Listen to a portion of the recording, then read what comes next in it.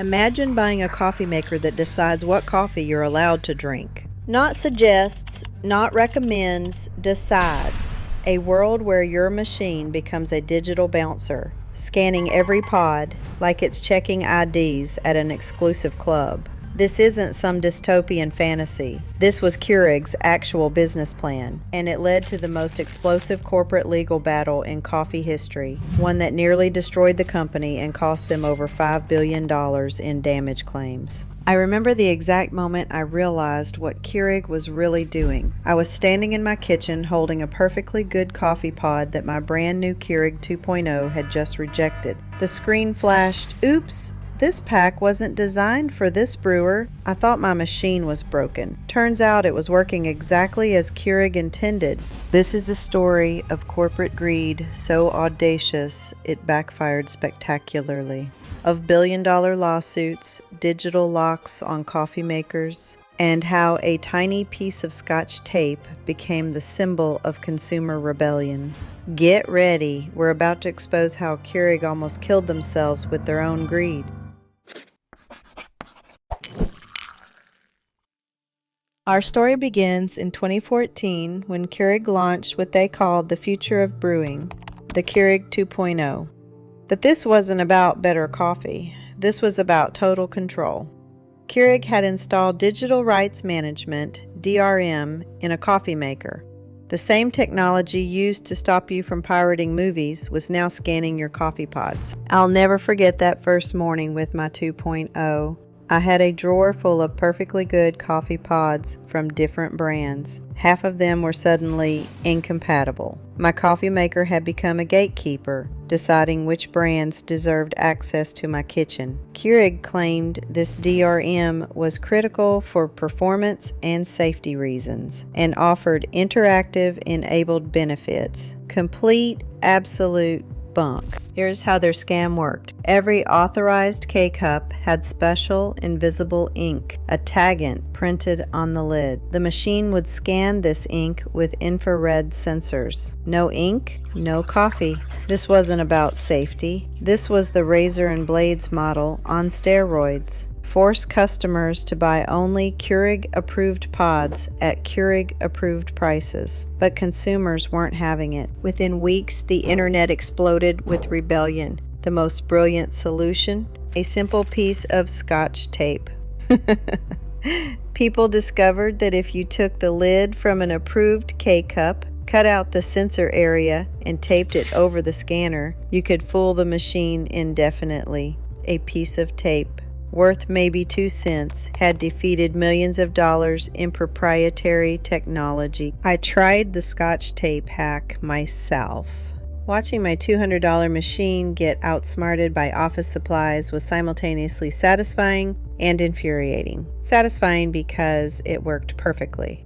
Infuriating because it proved how unnecessary the whole system was. The Amazon reviews were brutal. It is a huge shame that the company decided to remove the ability to use your own coffee grounds. Another called it horrible DRM and a greedy attempt. Google searches for Keurig 2.0 hack absolutely exploded.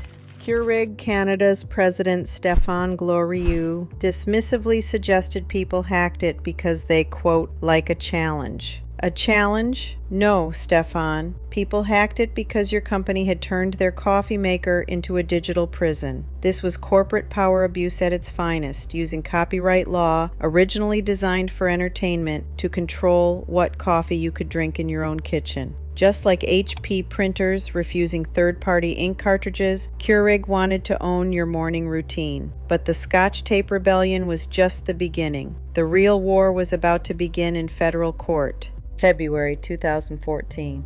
While consumers were taping their coffee makers, Treehouse Foods dropped a legal nuclear bomb. They filed a federal antitrust lawsuit accusing Keurig of monopolizing the entire single-serve coffee market. This wasn't some small claims dispute. This was a full-scale legal war with over $5 billion in damages on the line. Treehouse wasn't alone. Dozens of other companies joined the fight. These cases got consolidated into something called multi-district antitrust litigation in New York. legal speak for "this is so big we need special handling." The accusations were devastating. Keurig was suing competitors like Treehouse and Rogers Family Company for patent infringement, but federal courts saw right through it. The judges didn't just dismiss these cases, they admonished Keurig for attempting an end run around patent laws to impermissibly restrict purchasers.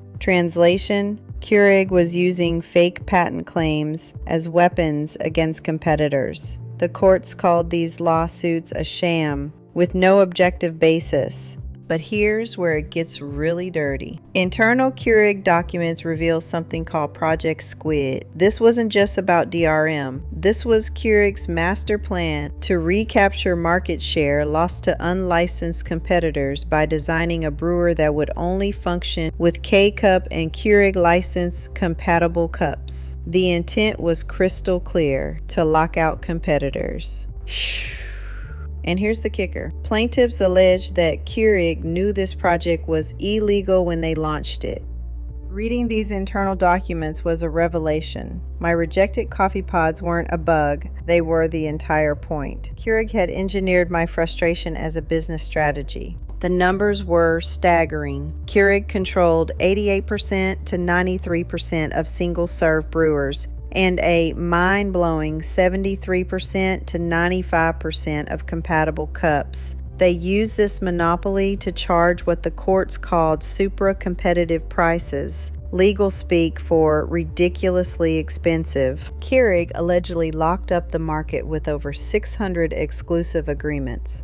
They paid manufacturers not to make pods for competitors. They coerced retailers into selling only Keurig products. They even bought out potential competitors before they could threaten the monopoly. Remember those "this pack wasn't designed for this brewer" messages? Pure manipulation. Keurig used packaging and marketing to falsely claim that only their brand would work safely. They spread lies about competitor quality and even threatened to void warranties if you used non-Keurig pods. This wasn't just misleading, it was designed to sully the reputations of competitors and drive customers to higher-price Keurig products. By 2020, facing overwhelming evidence, Keurig settled with indirect purchasers for $31 million. But the direct purchaser claims, the big money, remain ongoing. We're talking about billions of dollars still in play. The Illinois and Florida attorneys general even intervened in 2021, claiming their citizens were getting screwed by the settlement terms. This legal battle is still brewing, and it could still destroy Keurig's business model entirely. As if monopoly charges weren't enough, Keurig opened another legal front: environmental fraud. September 2024. The Securities and Exchange Commission dropped charges against Keurig Dr. Pepper for lying about K-Cup recyclability. I had been throwing away K-Cups for years, comforted by the recycling symbol on the packaging. Turns out that symbol was essentially meaningless. The SEC found that Keurig had been reporting in their 2019 and 2020 annual reports that K-Cups could be, and I quote, effectively recycled based on their testing. But here's what they conveniently left out. Two of the largest U.S. recyclers had explicitly said they wouldn't accept K-Cups and had, and I quote, significant concerns about recycling them. The pods were too small to sort properly, they clogged recycling machinery, they were contaminated with coffee grounds. Keurig knew all this, and they kept claiming the pods were recyclable anyway. The SE argued these lies swayed environmentally conscious consumers and boosted sales people like me who wanted to feel better about their environmental impact. Keurig paid a $1.5 million fine without admitting guilt, but the damage was done. This wasn't their first greenwashing scandal. In 2018, they settled a similar lawsuit for $10 million. Plaintiffs argued the pods were, and I quote, inevitably contaminated and municipal facilities couldn't actually recycle them. Despite all these problems, Keurig continued claiming K-Cups were fully recyclable by 2020. Even the inventor of the K-Cup admitted he felt bad sometimes about the environmental waste. But Keurig kept lying to sell more pods. The legal nightmare wasn't contained to the U.S.